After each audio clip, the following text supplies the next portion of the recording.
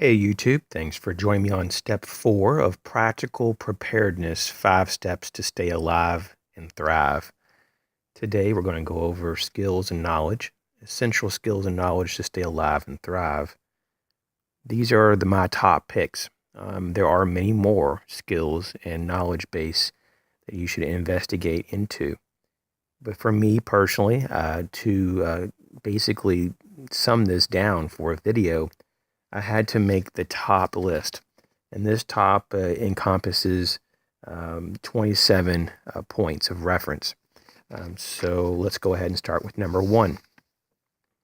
Number 1 is basic shelter making, using tarps, tents, and debris. This is something that you develop over time. For a lot of us, we were either in scouting as a young person. It could be just out with our family, and we learn to make different types of shelter configurations. It could be during play. When I was a kid, sometimes we take the back of chairs and put them spaced out apart from each other and put various blankets or sheets, like bed sheets, over top of the chairs, and create these little canopies and little tents. And that was kind of the very beginning of my interest on shelter making. And so in the future, I'll have more videos about shelter making on this channel. Number 2, fire making. Your ability to make fire, conventional and non-conventional means is going to be very important, not only for heat, but for light and for the ability to cook and boil water, and to even keep various wild animals away from your location. It can also be used for signaling, but basically knowing how to make a fire from a lighter, matches, ferro rod, Fresnel lens, batteries, friction means, and chemical means will go a long way toward your survival. Number 3, water purification and collection. Sources of water and how to make it safe is going to be good to identify, so that you can consume these without ill effect. So this could involve boiling or making a makeshift filter system from rock, sand, charcoal, or whatever is available in your area. Number 4, how to use a variety of cutting tools, such as fixed blade, axe, hatchets, saws, machetes, folding blades, spears, and how to sharpen your cutting tools. Number 5, how to make a container with natural or found objects. This can be used to hold water, food, and gear. Number 6, how to make rope. It could be through natural means such as vines or other type of bark material, or it could be through clothing and so forth. Number 7, how to signal when in distress. Signal mirrors, radios, signal fires, and the use of land shadows will all be a part of that, a bit of skill and knowledge. Number 8, how to patch and repair gear, including clothing, with needle and thread, tape, and glues. Number 9, how to navigate or orient oneself when they're lost or trying to get from point A to B in an egress situation. And during an egress, you'd probably want to have a compass and map, or if you're at night and you have no resources, using the stars, or during the day, use the sun and shadows. Number 10, first aid and trauma care. Knowing basic CPR, first aid types of skills, or how to deal with major blood loss and shock and so forth. These are all going to be very pertinent in emergencies. Number 11, self-defense, hand-to-hand combatives and weapon combatives.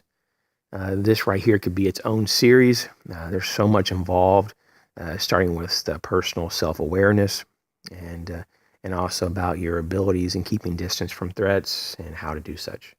You definitely want to take some time to look into that. Number 12, make a light source. Being able to create light through either a fire ring or just a campfire, to build a torch, or to make your own candles, or at least know how to melt down wax and put wicks in that mixture to make your own candles. Number 13, the ability to regulate your body temperature. These techniques could be through layering in the cold seasons or through the various techniques to evaporate heat in the summer. Number 14 is going to be a variety of cooking and heating fires. Not all campfires are the same. Some are more in the ground, and some are above the ground. And there's different types of layouts of how to start a fire as well. These all need to be learned. Number 15, means to construct basic watercrafts. It could be a very simple, buoyant type of craft. It could be made from lashing bamboo together. It also could be something more elaborate like a pontoon put together with found objects. Number 16 is the ability to pack your backpack efficiently. You'd be surprised how many people just throw things in their backpack and they wonder why they have shoulder or back problems, or it's very uncomfortable when they're traveling. Maybe because it's not a very well-balanced backpack. Number 17, plant and animal identification, especially in your area. Now, not everyone has the time or the ability to learn all of this. That's why you should keep a reference book, plant identification, and maybe an animal reference. Animals, though, can be pretty much learned pretty quickly. You can learn that over a few weeks, a months. Plant identification is the tricky one because depending on season and how diverse your environment is, it could be a lot to learn.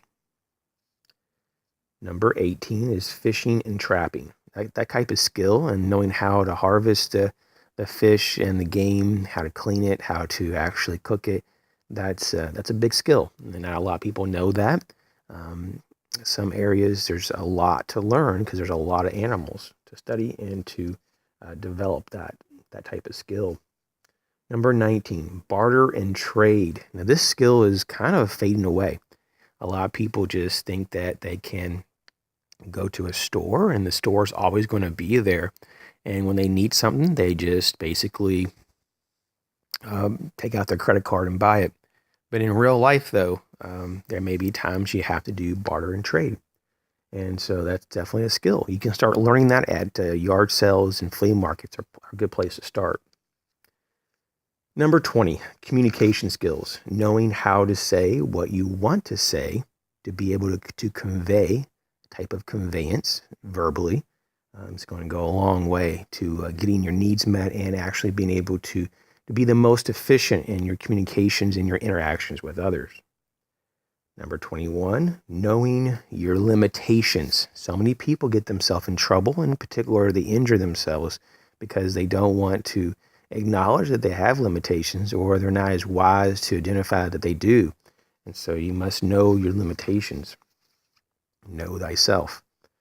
Number 22, mindset. How do you view the world, yourself, and the problems at hand?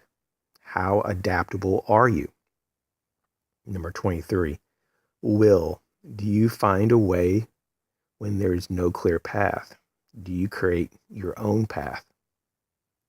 Number 24, drive. What motivates you? What pushes you to succeed? What is your source of energy? What do you live for? Number 25, morale. And this is a really big one for survival. It's actually debated as probably the number one main influence on how long you survive. Morale is really made up of questions like this. Are you optimistic and positive? Is your glass half full, or do you create your own sadness and despair? Do you respect yourself or reject yourself? Number 26, perseverance. Do you keep going until you succeed or give up before the fight? Is the ability to endure built into your way of life? Do you envision the end result and make it a reality? So many people start out on an adventure or a goal and they don't even see the end. They don't even know where they're going. Do you know where you're going? Number 27, focus. This is a big one because this allows us to get to where we want to go in the time frame that we have to do it in. Can you stay on task finish a project? See things through to the end, or do things just get set aside and forgotten? How well do you know yourself? Are your skills and knowledge base adequate? Stay tuned to step 5. Thanks for watching.